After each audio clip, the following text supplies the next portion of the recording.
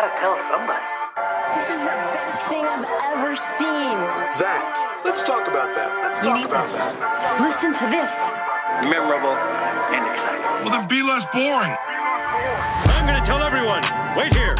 Mighty remarkable, Big Daddy. Remarkable. Welcome to Remarkable, a podcast for B2B marketers that deconstructs the most iconic moments in film, television, pop culture, and advertising for a single purpose: to give you, the B2B marketer, the same storytelling techniques that the pros use. In each episode, you will learn techniques from Hollywood, Pixar, Marvel, and beyond, from Spielberg's hands to yours, bringing remarkable content ideas to you every single week. I'm Ian Faison, CEO of Caspian Studios. This is Remarkable. And this week, we're talking B2B marketing lessons from Doctor Who. Who?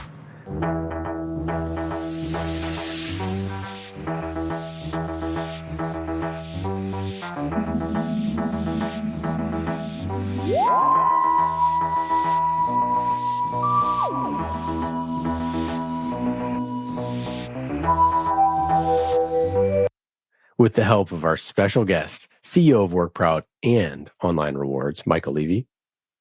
Michael John Levy. Michael, how are you? I'm very well, Ian. Thank you very much for the opportunity to be on the show today, and look forward to talking and sharing some expertise about our favorite doctor. Our favorite doctor, indeed. So why the heck did you pick Doctor Who to talk about? So when I think back through childhood and the fun time of watching TV and TV shows, I can think back to afternoons after school, the BBC, a time of innocence, my sister picking on me, and the fact that there was no adverts during the BBC show, but also loving the idea that time travel was a thing or something that you could think about. So I love Doctor Who. He was endlessly creative. He was very authentic. He certainly didn't have a lot of budget, which I relate to. And, test of time, I think you did some of the research, 883 episodes puts Seinfeld way, in the back when comparing continuation of some kind of TV program. Yeah, the longevity is insane, and I'm super excited to hear Meredith tell us all about it. But before that, tell us about your companies, Online Rewards and WorkProud. Oh, thank you. What a great opportunity to share some ideas. I'll tell you that Online Rewards and WorkProud are two services with a slightly different perspective that grew out of an interest in points and prizes.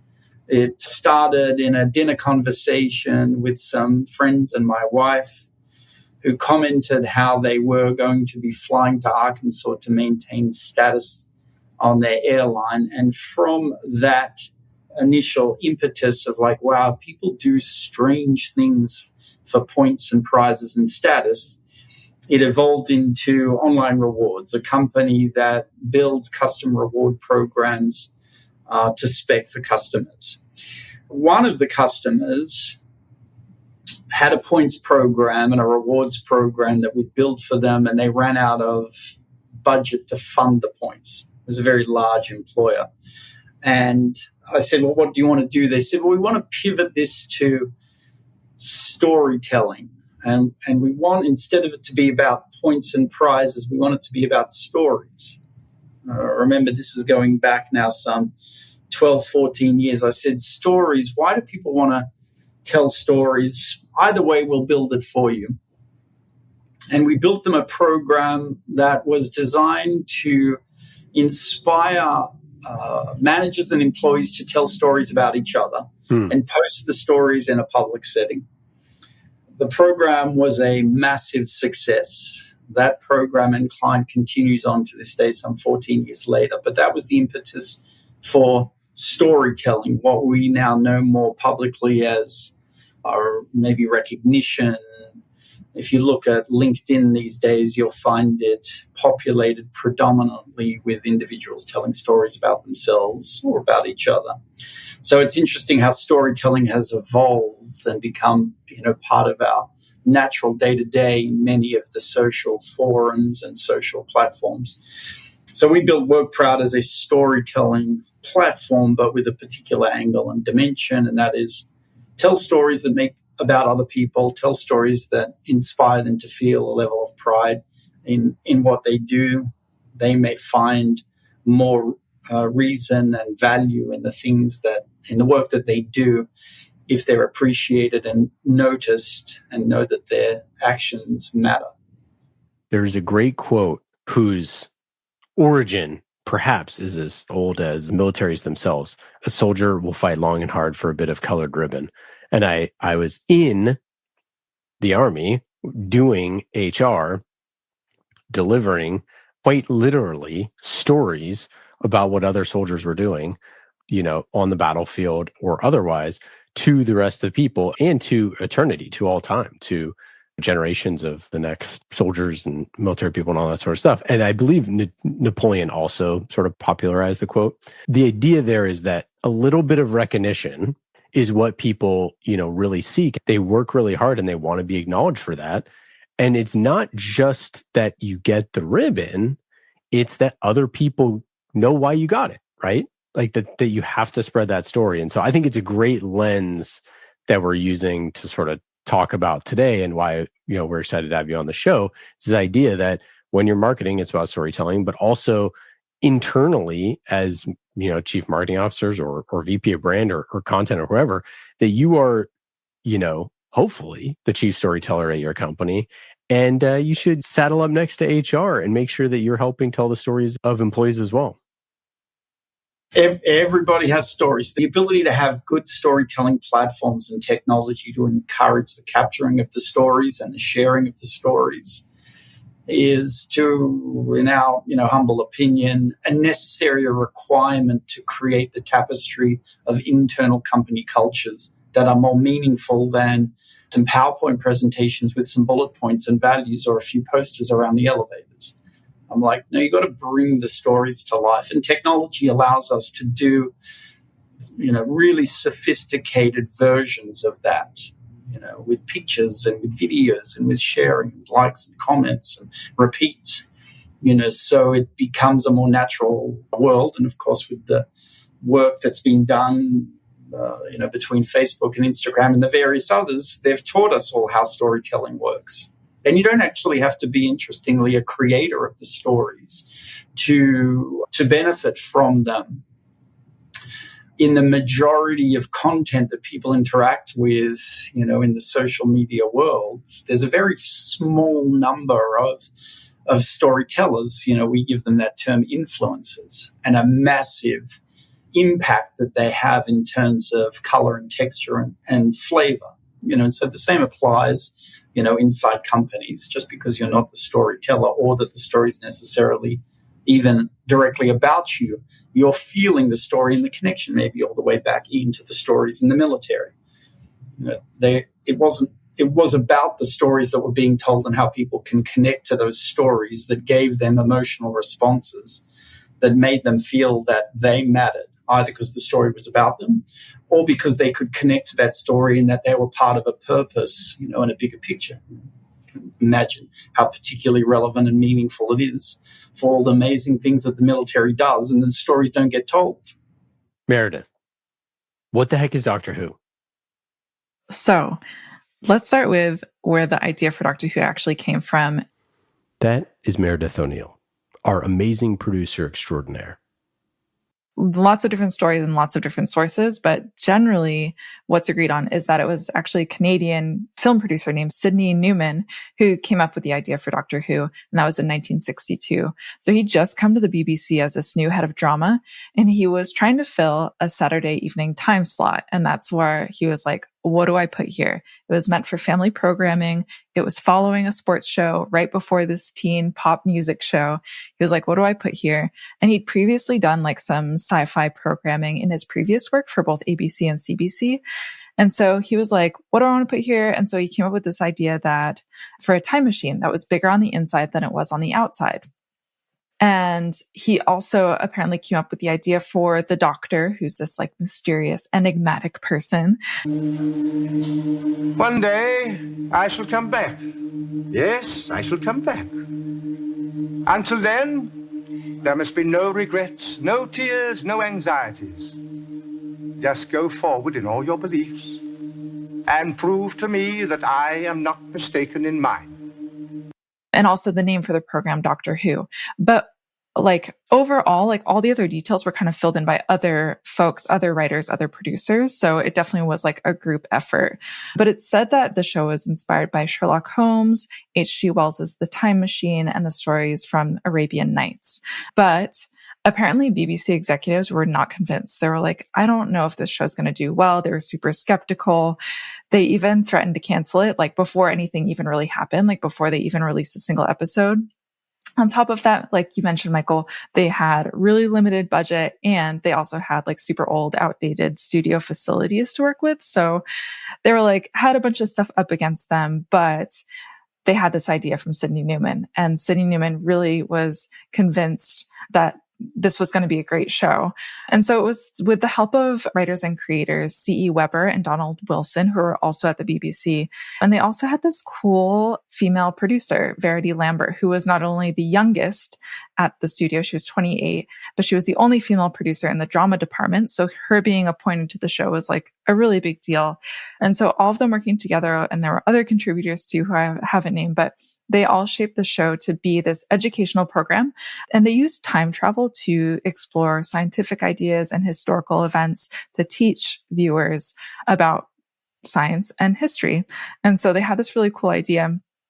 Doctor Who has a technology centuries, maybe millennia more advanced than ours, in which case going right up to the speed of light is child's play. When that happens, time slows down inside your rocket ship. So if he wants to go to a nearby star, for example, it takes 4 years for a light beam to reach that star. But in his TARDIS, it may take 4 seconds.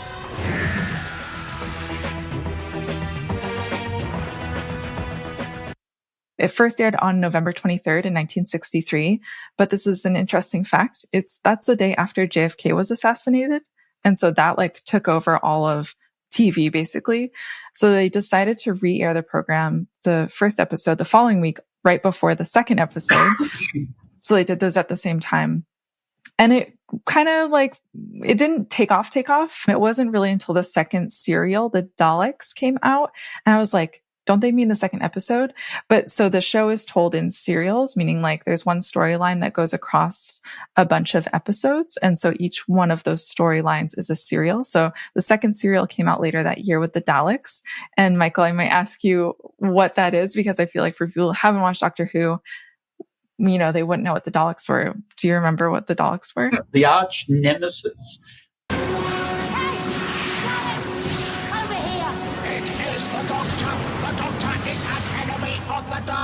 Yes, it is. And yes, I am. I called you here and you came like obedient little pets. Thanks for solving my problem. Daleks are not pets of the Doctor! Attack the TARDIS!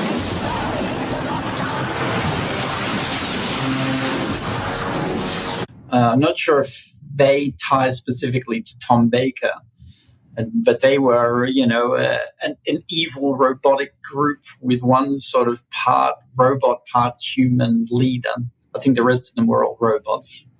So, you know, and they then continued to exist like a multiverse, and they kept appearing over time.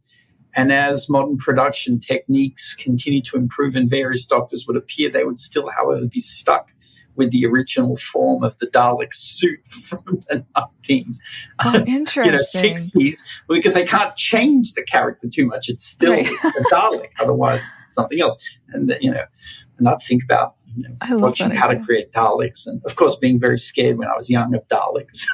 Oh, that's really sweet. I know that I'd find them particularly scary nowadays, but yeah, but so interesting. Yeah, they just look like these little robot people, but interesting that they made you feel so afraid. And I want to ask you about that in a second too. But so the Daleks ended up becoming really popular, and it was actually Verity Lambert, that one producer, who came up with the idea and really like championed the Daleks. And after that, it like the series took off. The show started drawing in like 12 million viewers plus. Like it That's just crazy. was this 12 crazy million? hit. Yeah, 12 million. That's what several sources said on the internet. So, but you know what? 60 whatever 4, but basically 63. Yeah.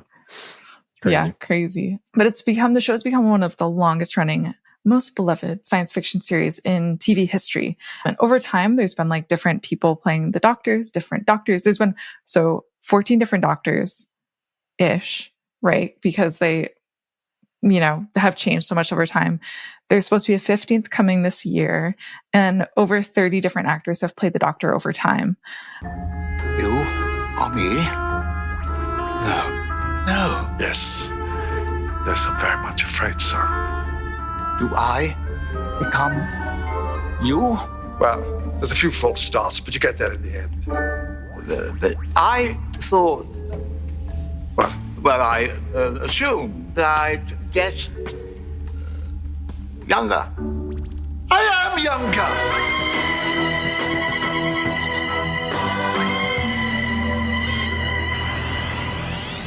So all of that said, if I were to take lessons from it, it's like it takes a team to make great content, even though Sydney Newman sort of got, initial credit for the idea. But you don't need state-of-the-art equipment or a big budget to make great content or original content. It really takes time to draw an audience. And the last thing I would say is like conviction behind why your content should exist makes the biggest difference. I know that's something we've really talked about a lot on Remarkable. But to get back to the Daleks, Michael, I wanted to ask you, so you mentioned being afraid of them. I wonder not only like, did you have a favorite doctor first? And then did you have a favorite villain through the series? I'd say so. Definitely the favorite doctor was Tom Baker. Come along, Doctor. You're supposed to be in the sick bay. Am I? Don't you mean the infirmary? No, I do not mean the infirmary. I mean the sick bay. You're not fit yet. Not fit. I'm the doctor. No, Doctor. I'm the doctor, and I say that you're not fit. You may be a doctor, but I'm the doctor. The definite article, you might say. Look here, Doctor. You're not fit. Not fit. Not fit. Of course I'm fit. All systems go. Partly because Doctor Who had the biggest impression on me from ages, I guess, 12 to 14 or 15, and he would have been the Doctor, I think, at that time. That's dating me. I think that's about 82 to 84 or maybe 81 to 83. So he was wonderful. He has the most amazing facial expressions and convincing, He had his own fashion style. Each of the doctors have their own fashion. I wonder where the fashion influence for the various doctors come, like who's dictating what they're wearing, because they do have some interesting, garb. And the favorite villain would probably be the Cybermen. Get away from the machines! Do what they say! Don't fight them! Don't shoot! Are they? We are the Cybermen. Because they just have some hysterical outfits. So it was less being afraid. It was more like being interested. Yes, in the outfits. sort of, it looked like maybe the first versions were some children's paper plates with eyes cut out, spray painted with silver, stuck on their face. Now, again, if the Cybermen appear in a 2024, 15th version edition, they still have to look like the Cybermen. Yeah. Oh my gosh. It becomes very interesting to see how modern production and big budget now has to sort of work in this old world of, yes, but that's what they look like. So you can't change them. But anyway, so the Cybermen first and then the Daleks. Okay, so I think this is a really interesting thing to discuss. So Star Wars has the exact same problem. All this is created in the late 70s. All the technology is from the late 70s. And then there's other types of technology that they sort of like created in it. similar scenario with things like Cybermen or Daleks, where they're very clearly 60s creations, right? And yet, like you said, they have to stay the same, right? Because it's the character, right? So it has to look the same, in 2024 as it did back then. And it has to be a, key part of this, which is fascinating, right? Like that's a very interesting conundrum. Do you change the thing? Yes or no? And like, not to make too big of a jump here, but I think this is sort of the same thing that you see with brands, right? Do we change our brand that has been the same way for 5 years, 7 years, 20 years, 30 years? What are the tweaks and changes? Do we make it look more modern, or do we have it look the same? Because that's what we've always been. There's pros and cons to each. But I think as a fan, I'm curious to what you think. Like, I am very glad that Star Wars feels like Star Wars and always looks like Star Wars because it's so unique. And, I've not watched 500 episodes of Doctor Who, but curious what you feel as a fan. Like, do you want them to always look the same, or do you want them to get upgrades? The Star Wars construct had a different timeline because the prequels came out post the original. Right. I think did we start in episode 5? 4, yeah. We started in episode 4. So when you were tied to episode 4, 5, and 6, you were certainly limited, things with big buttons. But the Doctor Who series had a forward trajectory in terms of time because it was always a sequential chronological Doctor, but the Doctor was moving backwards and forwards. So you could have even more interesting, and this is how they'd often do it, Ian, would be you'd have a 2024 Doctor traveling back to fight an enemy in another time. Right. And that was the enemy from the 1973 show version. Right. So they had different sort of, rule set. But, do you change things just because you have to improve modern production techniques because we are accustomed to that now, and Star Trek and all the sci-fi has to continue to move forward. All the production qualities have to move forward. On the other hand, if you have really good content and really good stories, sometimes you don't. Theater is still just as powerful as it was, in the 70s and earlier and so forth, in that if we go to see live theater, well, their production qualities haven't changed. The quality of the acting and the storytelling is the quality of the acting and the storytelling. I mean, yeah.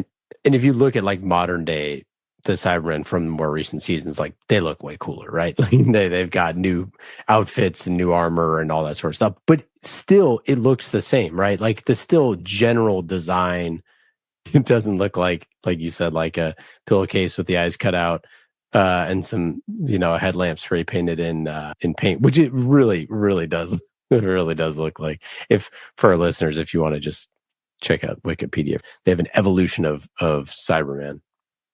That's pretty funny. But I think that there's just an importance of continuity that is a great lesson for Doctor Who, which is like there's certain things that can change and there's certain things that don't. And once you establish it, then that needs to be the way it is. I also just love the idea of branding the actor changes.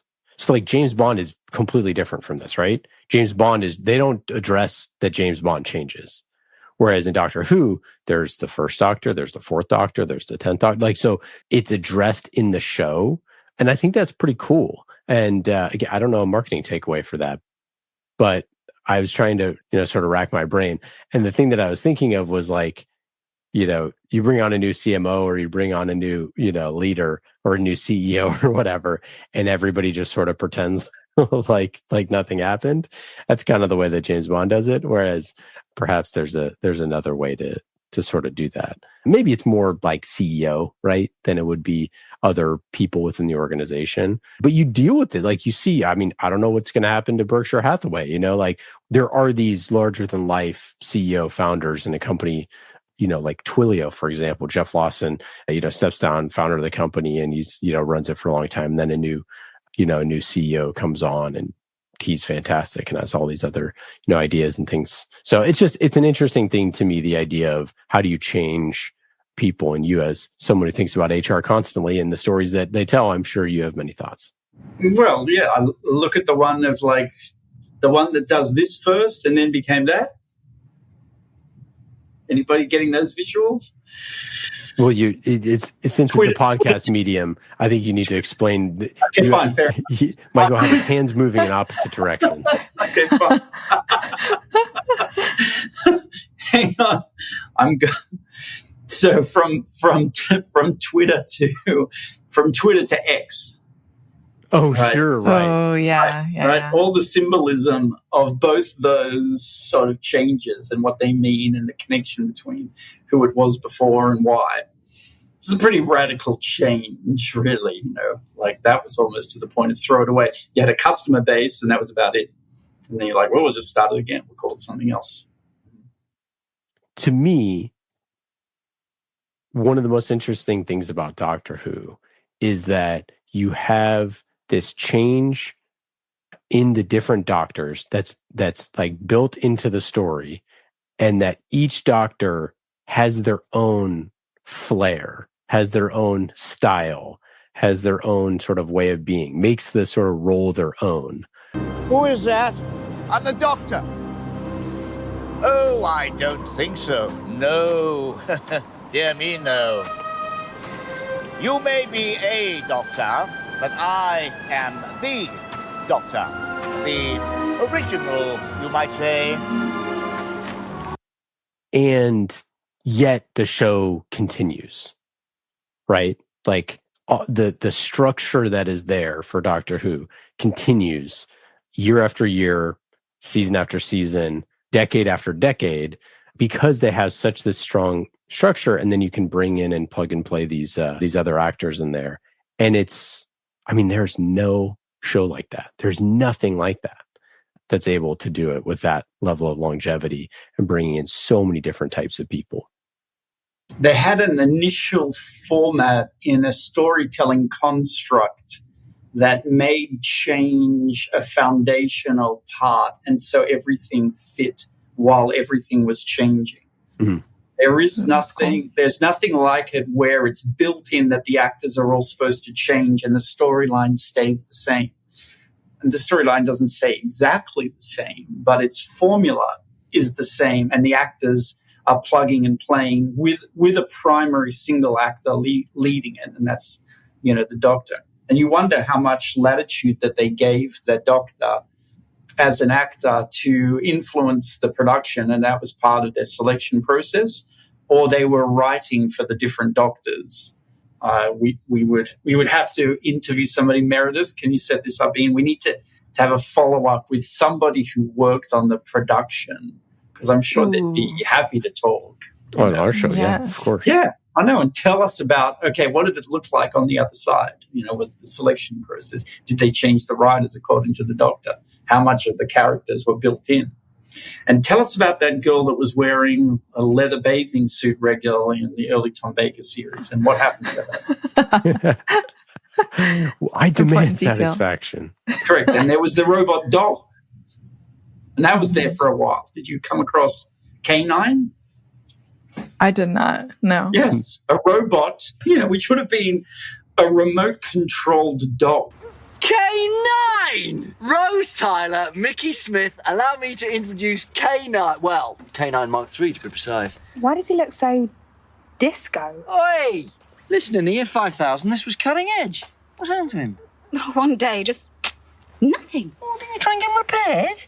It's like getting parts for a mini metro. Besides, technology inside him could rewrite human science. I couldn't show him to anyone. Oh, what's a nasty lady done to you, eh? Oh. That extended across a series of doctors, and then at some point, I guess they said, yeah, we're kind of done with the dog. Right? They didn't bring in a cat later. That's or a so bird. funny. So they must have gone, it kind of worked with the dog. Now we're done with the dog. But it did last more than one doctor. So the actor disappeared, and the remote-controlled dog stayed. Oh, my gosh. It could move its ears, and its nose moved forward. Its literal name was K9. Yes. There you go. Of course. Correct. Yeah. K9. What else would you call it? Yes. And it was in the 1977 serial The Invisible Enemy. That's cool. There you go. Yeah, what else? Any other Doctor Who thoughts here, Michael? Soundtrack as a continuum. So how that stayed somewhat true, and the impact of a good soundtrack, to marketing. A small melody snippet as part of the intro and closure was a key anchor component.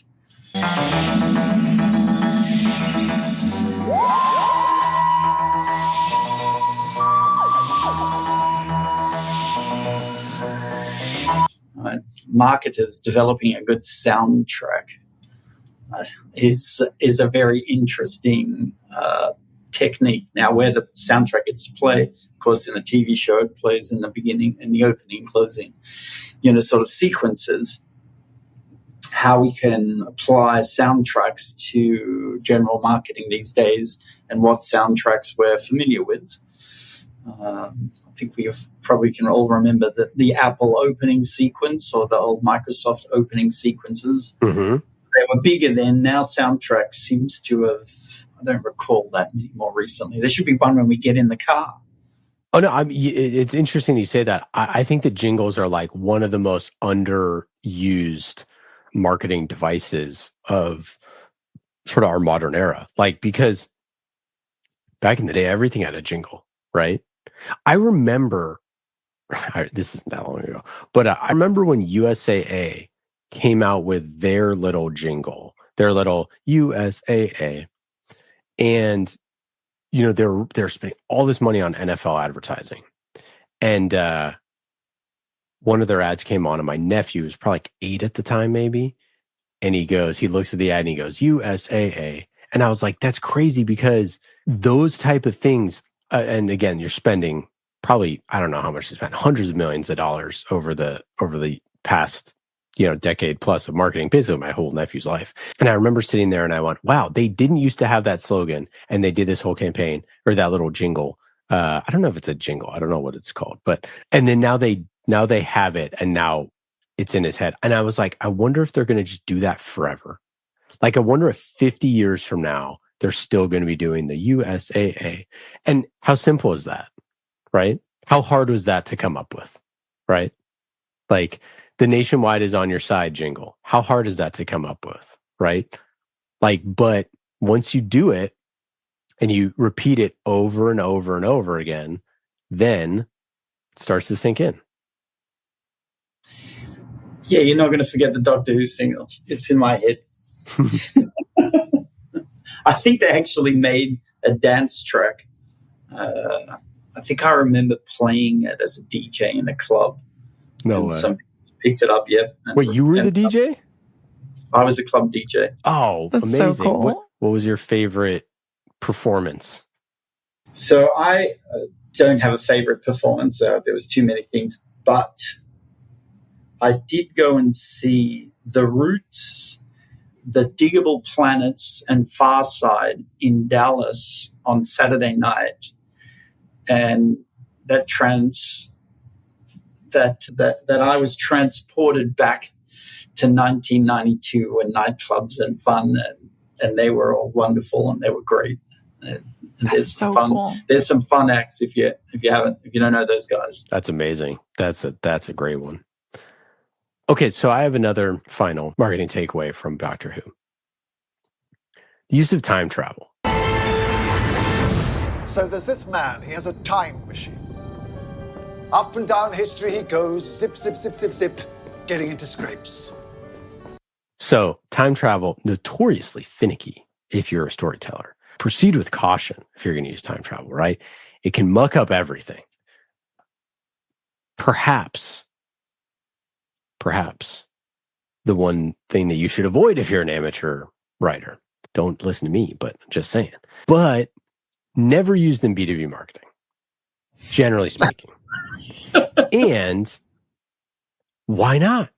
It's so easy, right? We always talk about we want to elicit nostalgia. We want to bring people, like, why not? Make a character, make your key persona, CHRO, or Chief People Officer, or whoever it is, send them back in time. Send them back 5 years ago. Send them back 10 years ago. Send them back. I mean, how funny would a commercial be if you took a chief people officer, sent them back in time to like January 2020, been like, hey, you're just coming into the job, pretty easy job. You know, this company, we're really set in stone. You know, we got nothing going on. It's just, this will be the role of a lifetime. You just come in, kick your feet up. We rarely have any fires. And then, you know, and the audience knowing that COVID is going to hit. Instantly, the story is already there, right? And so I think that it's something that marketers should do a lot more. Send people back in time. It's so easy to create a time machine. You're just like, oh, that's a weird, you know, telephone on the ground, an old rotary phone. I'll just pick it up and then they're zapped back in time. And now they got to deal with stuff from, you know, seeing they're all of a sudden they're at a Far Side concert in 1992. You know, like you just talked about being transported back in time when you went to a concert, right? It's like, why don't we do that for our audience, right? So anyways, there's all sorts of things that you can elicit with time. You can go back to, there's that great, I think it's like a Today Show bit where they're talking about the internet and they're like, the World Wide Web, what is that? Tell me about it. You know, like there's all those funny things that you could say, well, our technology is going to feel like, you know, it's going to feel like this conversation in 2 years. You're going to be like, everybody didn't know about us now, but, you know, get in now because everybody's going to be talking about us like this in the future. There's just so much stuff that you can do with storytelling by traveling in time. It has recently evolved from a single linear time travel to multiverse. Right. In a variety of ways from, I'm not sure who started the multiverse, whether it was, you know, the Marvel comics, they may have come up with the multiverse. Wanda, what do you know about the multiverse? Viz had his theories. He believed it was dangerous. He was right.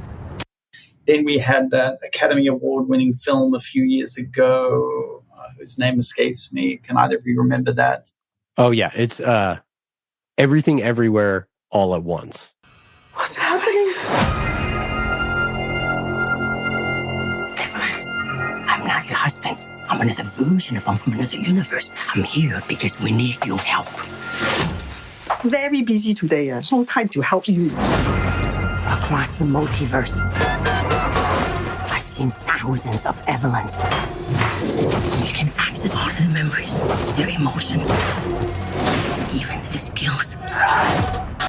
Correct. So we had that one. Then I've for those that have watched the Umbrella Academy. So good. I love Umbrella Academy. Recent episodes. So, you know, so there was the old school way, of time travel should just go forwards and backwards. And then they're like, no, that's not good enough. Let's make it a bit more sophisticated. And then let's go any direction. Now, I don't think you can really easily keep a storyline going where you've got multiverse and forward and backwards, because then it's like, well, there was infinite versions of Cleopatra and the Egyptians and Moses and Ben-Hur and the future. Now then look at, interestingly, the different dimension of travel, right? You know, travel, movement. Well, think about Star Trek's construct around that. They never traveled in time, but they had limitless capacity to travel to anything. You know, it wasn't necessarily even fixed, defined, different dimensions, but they were always in time, you know, and this one is Doctor Who traveled forwards and backwards in time. Anyway, so just innovation. I wonder how many little technologies they sort of imagined during the Doctor Who episodes that have come to life. I'm a time traveller. Or I was. I'm stuck in 1969. We're stuck. All of space and time he promised me. Now I've got a job in a shop. I've got to support him. Martha? Sorry. I've seen this bit before. Quite possibly. 1969, that's where you're talking from. Afraid so. But you're replying to me. You can't know exactly what I'm going to say 40 years before I say it. 38? Do you guys remember Maxwell Smart? It was also, a period piece for me. And the shoe phone.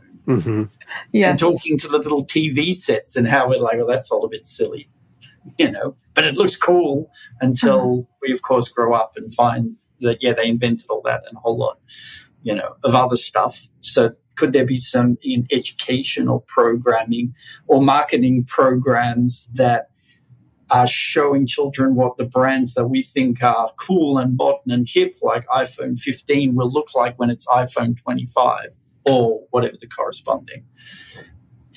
Well, and I think that so often we obsess about getting things right when the idea is more about to show what is possible, right? And I think that what we get wrong is the device or the technology, but what we get right is the utility. So it's like Star Wars was like, hey, there's going to be projections of someone that are going to be able to be sent, via basically thumb drive, that you could give someone a projection and then they can sort of like walk around, right?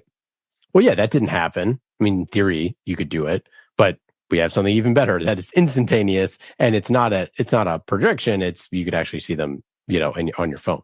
So, but the idea of like, could I send a message to someone in which they actually see me standing there talking, or projecting me in real time in front of them, like a projection? Like, again, we didn't get it exactly right, but close enough. And again, I think that marketers could just take those chances, just say, hey, what's it going to look like in 40 years from now? And like, who cares if you get it wrong? No one's holding your feet to the fire.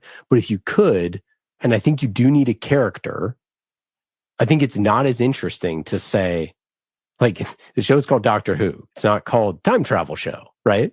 It's you need someone who is doing the traveling, to these other places so that they can experience it. And if you want to go fish out of water, that it's someone from now that, like Back to the Future or whatever it is, we inherently love time travel stuff. So it's ripe for discussion.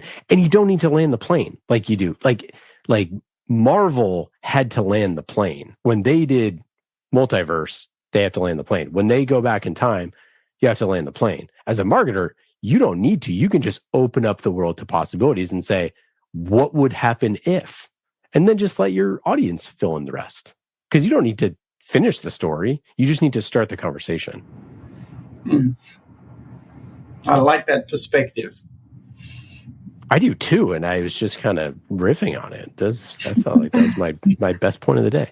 All right, let's talk, WorkProud and online rewards and some of the ways that y'all are helping people tell stories. How do you tell a good story of your employees? And like, why is it so important to tell them? Like, inherently we know it's important, but like, what does that mean for the business?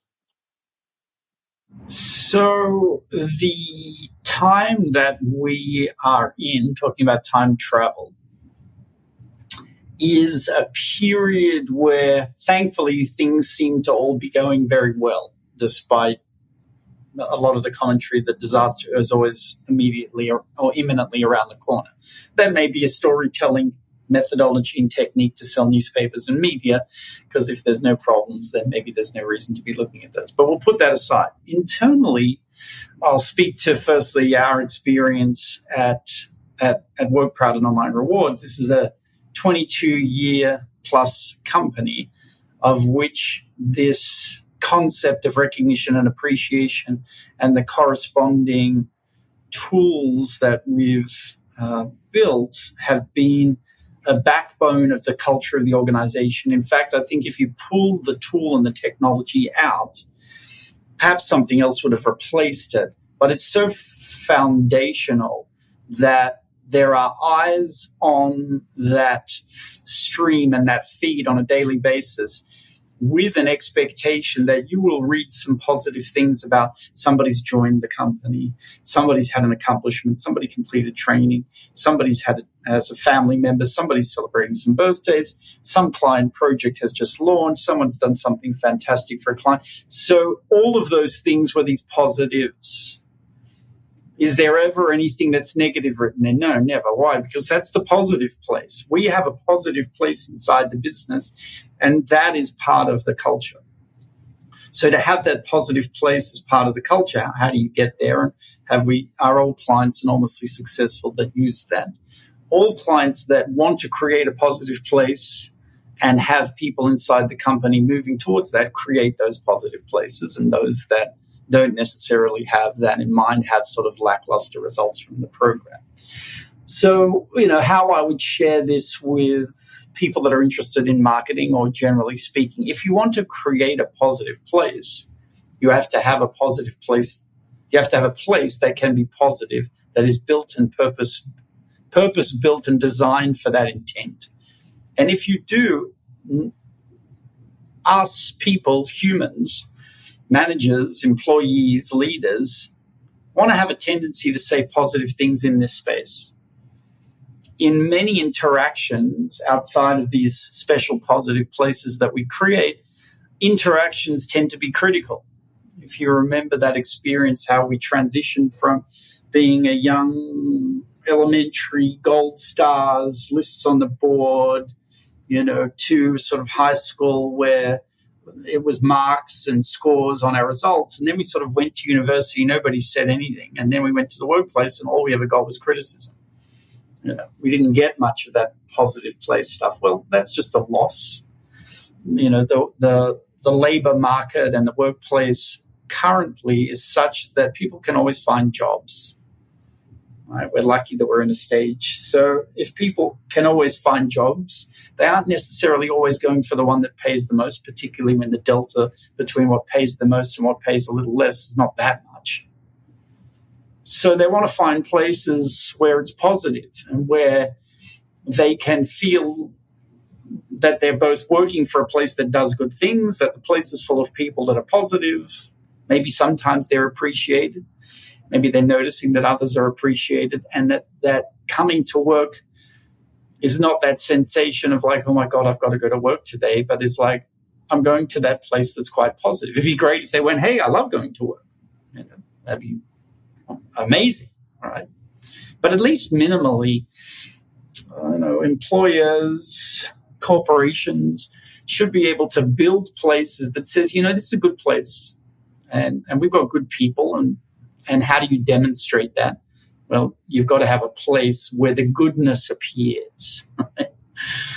Right? So we've seen that really successfully done by those clients of ours who put the level of effort in. You've got to have a tool to do it, particularly because you've got remote people and because technology is important and because there's a smartphone device in every single person's pocket and they're all used to what's happening in sort of the social, and they're picking up the device, some 200 times a day. I'm like, great, let's have some positive thing about the workplace happening on an ongoing basis with stories that can be told and new people that have joined and appreciations for that and maybe some announcements so that people have a connectivity to the fact that they're not just going to work for the pay. They're going to the work because it's a good place with other good people and that people are appreciated and they're sometimes appreciated and that the company does good things. So that's not going to just happen as a Slack channel or a sort of Teams thing. Yes, those things exist, but Slack and Teams are the work tools.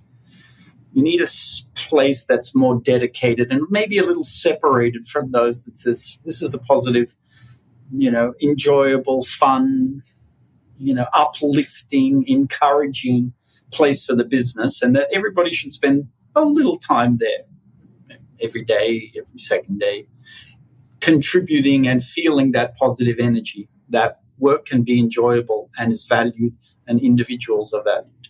I love that. I love that whole thing. And I think that once you've built that positive place where people can go, it's about accelerating the telling of those stories, capturing those stories, helping them get crafted, and then sharing them, right? And ideally, those, people want to share those things on, third-party review sites and other places like that, or to their friends, or however they're sharing it in private group chats or whatever it is. But as a marketing team, if you can help as the crafter of stories, if there's a place where your HR team is compiling and you can maybe help craft, it can help with retention. It can help with recruiting. Everybody, there's a war for talent. Every CEO says it's the hardest thing. Every CMO, I guarantee you, their biggest problem is finding the best team. Every leader, the better your team is, the more talented your team is, the more that they're having a good employee experience, the better. So I love that idea of building a positive place to capture all that stuff. Marketing knows how to tell the stories, so they get to set the tone and the theme and can amplify some of the bigger, more deeper, interesting stories. There's thousands of small stories. They're not consequential and significant, but that's okay. They go along in the flow, and then the big stories and ones that maybe marketing helping amplify. Mm-hmm. And employees coming into a company don't know what's appropriate within a context of storytelling, celebration, appreciations, thank yous. But marketing can help guide those by having some consistency in the way in which sort of stories and messaging appear. We had one wonderful client that used to be the head of operations at Qualcomm's, now the CEO, and he does a small quarterly meme post. It's just a meme, and it garners such significant attention and activity inside the program every time he does, the post. And I think he did them all on his own in the early days. I think communications and marketing internally help him, nowadays, given the quality of the production that we see sometimes in them. But we see the impact that it has, and the population goes, wow, he's a guy, he's sort of like us, and he's approachable, and he said thanks, and he sees us, and when it's on your device and it's sort of there and feels personalized, it has a outsized impact for the small amount of time that it took to execute that. The impact was significant. And that's got to exist within a general timeline. He appears sometimes like the heroes do in Doctor Who. Right. They appear periodically over time. They're not there all the time. Michael, this is awesome chatting with you. Any other final thoughts on stuff, how marketers can think about, storytelling, or even Doctor Who? No, I think just reminders that storytelling is an important part of message delivery, and marketers have at their core message delivery expertise and message delivery objectives. And to remember that storytelling is a huge enabler. I mean, every ad is a story. But thinking about the impact the story being told has as a way to convey a brand or a value or an attribute or an emotion is more strongly conveyed through the story that the viewer or the reader can interact with. So Doctor Who tells lots of stories, and WorkProud is a great storytelling platform where lots of stories can happen. Fantastic. Michael, for our listeners, go check out WorkProud and Online Rewards. Any final thoughts? Anything to plug? Appreciate Ian and Meredith, the time and the opportunity. Thanks, everybody, for listening. All the best. Likewise. Take care. It is different. Yeah, it's a different morality. Get used to it or go home. Well, that's it for today. I hope you got some good ideas for your B2B content. Thank you for listening to Remarkable. I'm Ian Faison, CEO of Caspian Studios. Remarkable is created by the team at Caspian Studios, B2B podcast as a service. Caspian also creates fiction series for B2B companies, so if you want a business thriller, you can learn more at caspianstudios.com. Hollywood-style storytelling for B2B. And in today's episode, you heard from myself, Ian Faison, and Meredith O'Neill, senior producer here at Caspian Studios. Remarkable was produced this week by Meredith O'Neill, mixed by Scott Goodrich, and our theme song is Solomon by Falak. Be remarkable and rise above the noise.